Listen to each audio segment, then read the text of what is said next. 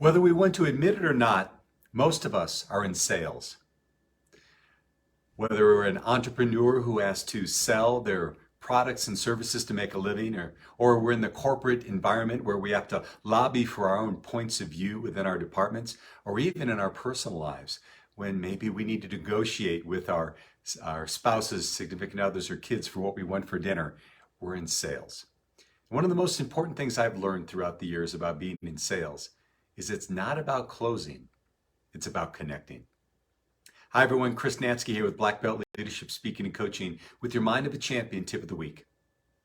Back in 1995, I made one of the most profound changes in my life, at least from a professional standpoint, and it's when I left corporate America and I opened up my own martial arts studio. Now, this has been my dream for literally since I was a child, and it was not only the most exhilarating time in my life, it was also the most petrifying time in my life.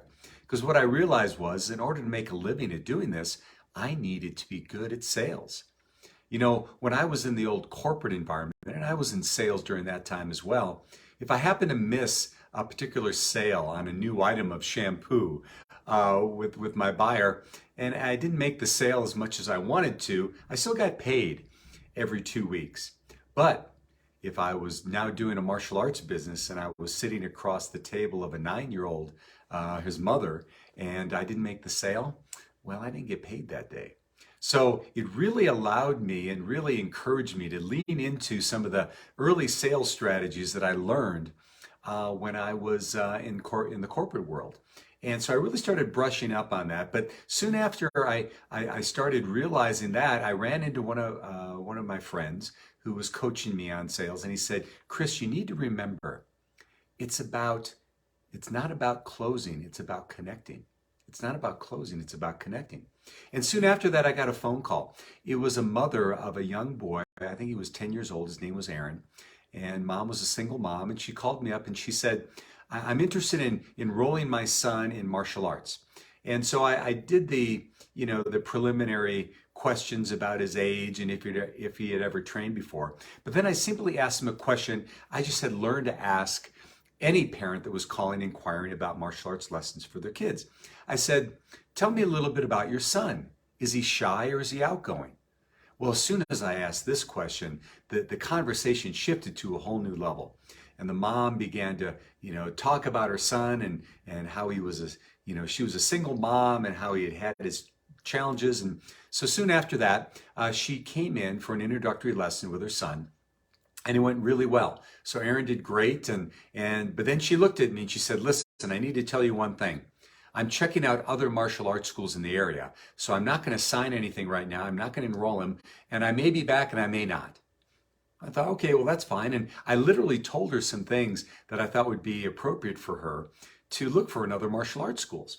Well, anyway, a couple of weeks went by, and one day there was Aaron's mom and him coming in, and she said, "I want to enroll my son in your school."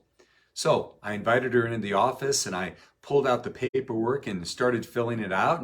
And she stopped me and she said, "Do you want to know why I'm back here at your school?" And I said, "Well, quite honestly, I was wondering that myself. In fact, I was going to ask you." She said, "I went and visited a number of martial arts schools in the area. And each one of them was good and they had their own positive aspects.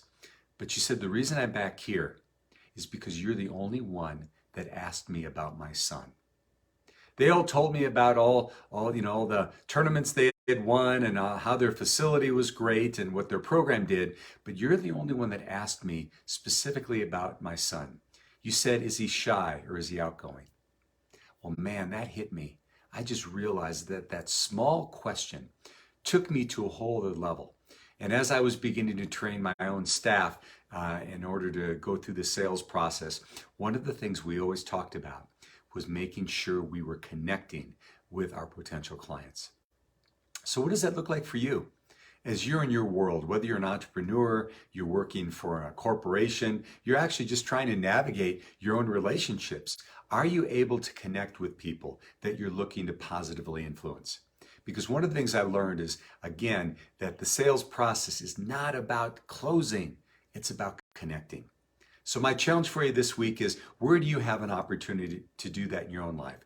Whether it's professional or personal, where do you have an opportunity to really connect with someone so then you can now take the next steps to positively influence them and make not only their world, but your world a better place?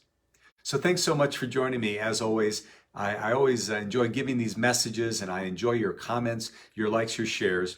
And if you have any other topics you'd like me to speak about, please send those in as well. Would love to hear what you have to say. So once again, this has been Chris Natzke with Black Belt Leadership Speaking and Coaching, and we'll see you next time on the Mind of a Champion Tip of the Week.